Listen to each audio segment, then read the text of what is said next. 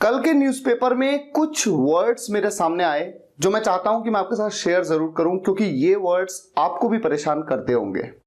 बस आपसे इतनी सी रिक्वेस्ट है कि इस छोटी सी वीडियो को एंड तक देखिएगा और आखिर में जो होमवर्क मैं आपको दूंगा करने को वो भी जरूर करिएगा।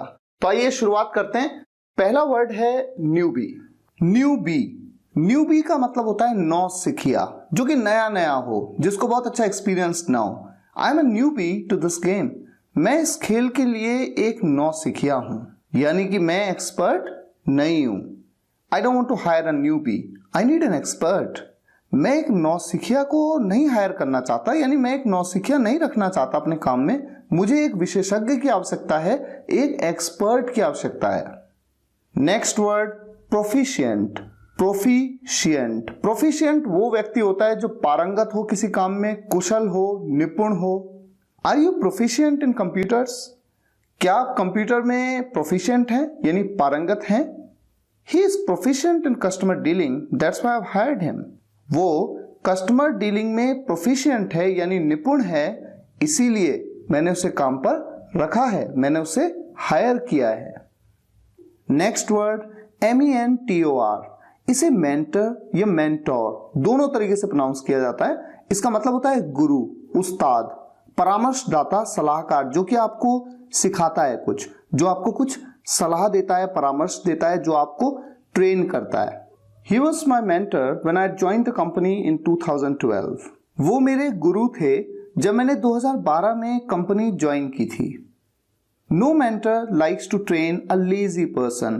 No mentor likes to train a lazy person। कोई भी उस्ताद यानी कोई भी गुरु आलसी व्यक्ति को प्रशिक्षित करना पसंद नहीं करता है, ट्रेनिंग देना पसंद नहीं करता है। Next and all that.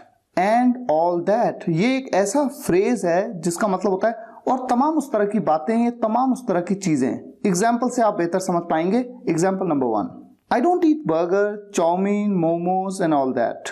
मैं बर्गर, चाउमीन, मोमोज और उस तरह की चीजें नहीं खाता। एंड ऑल दैट का क्या मतलब हुआ कि उस तरह की और भी जो भी चीजें हैं ना, वो मैं नहीं खाता। He doesn't believe in astrology and all that। वह ज्योतिष और तमाम उस तरह की बातों पर या उस तरह की चीजों पर विश्वास नहीं करता है। नेक्स्ट एडवर्ब फ्रेज आपके सामने, over and over again. Over and over again इसका मतलब होता है बार बार। He played the same music over and over again and I got bored। उसने एक ही संगीत को, एक ही म्यूजिक को बार बार बजाया, ओवर एंड ओवर अगेन, और मैं ऊब गया, यानी मैं बोर हो गया। Why do you repeat? आप रिपीट क्यों करते हो द सेम मिस्टेक, एक ही मिस्टेक को ओवर एंड ओवर अगेन, बार बार? इट अनॉयज मी, ये मुझे अनॉय करता है, गुस्सा दिलाता है। आप एक ही गलती को बार बार क्यों दोहराते हो, इससे मुझे परेशानी होती है। Next, in order to. ये कंजंक्शन है इन ऑर्डर टू, जिसका मतलब होता है के लिए या ताकि। He goes to office in order to earn his livelihood। He goes to office, वो ऑफिस जाता है in order to। in order to मतलब किस चीज के लिए? ताकि क्या कर सके वो? To earn his livelihood, अपनी जीविका कमाने के लिए, ताकि उसका घर चल सके। वह अपनी आजीविका कमाने के लिए ऑफिस जाता है। In order to pass the exam, she studied day and night। In order to pass the exam, परीक्षा पास करने के लिए she studied day and night, उसने पढ़ाई की। कब? दिन रात, उसने दिन रात पढ़ाई की। हमारा नेक्स्ट वर्ड है स्पैट। स्पैट मतलब अनबन, कहा सुनी, या कोई झगड़ा हो जाता है किसी से, कोई अनबन हो जाती है। The spat between them is no longer the news.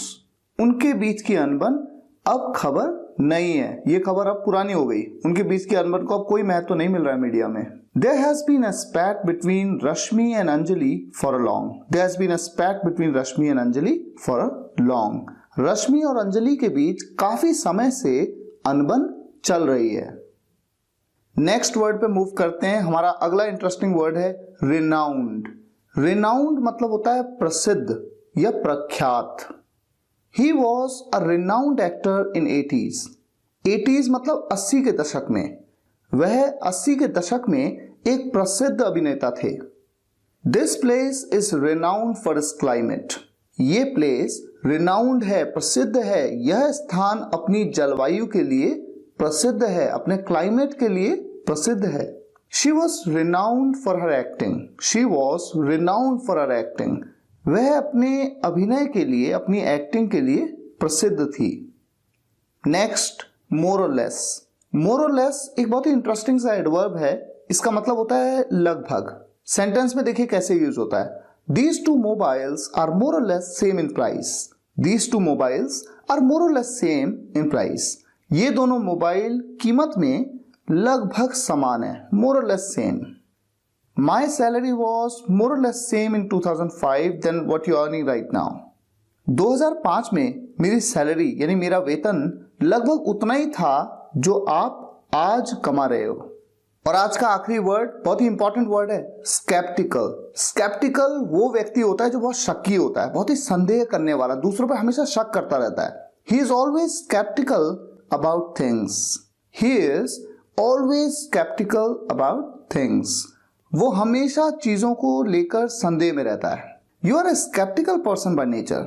You are a skeptical person by nature.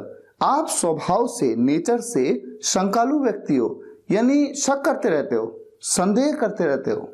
अब मैं आपको एक होमवर्क देना चाहता हूं। होमवर्क यह है कि आज आपने 10 वर्ड्स सीखे हैं।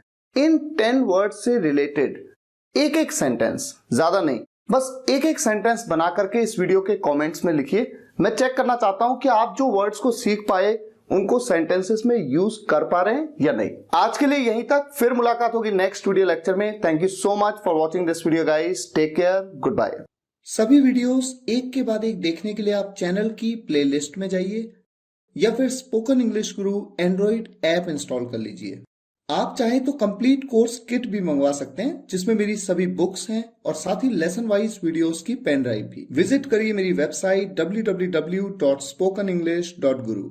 अगर आप एक सक्सेसफुल ब्लॉगर बनना चाहते हैं तो आप मेरा ब्लॉगिंग कोर्स भी ज्वाइन कर सकते हैं जिसमें आपको 6 मंथ्स का फ्री टेक्निकल सपोर्ट दिया जाता है। अधिक जानकारी के लिए विजिट करिए www.wemakebloggers.com।